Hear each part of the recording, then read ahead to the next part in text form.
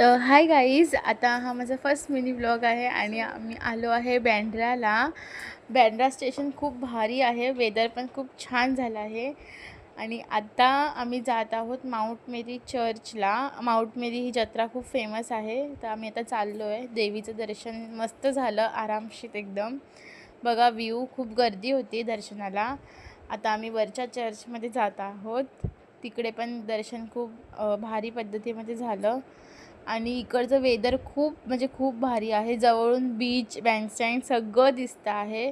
Mumbai, real Mumbai ही आहे. आणि आता आम्ही चाललो आहे आणि मी माझ्या मावशींसोबत गेलेली, त्यांच्यासोबत थोडा फन केला, मजा केली.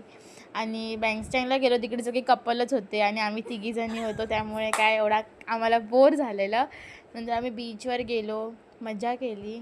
बीचचा व्ह्यू बघा किती भारी आला आहे, मस्त. आणि थोडं पाणी वाढत होतं कारण भरती चालू होती, म्हणून दुपारची वेळ होती, ऊन नव्हतं.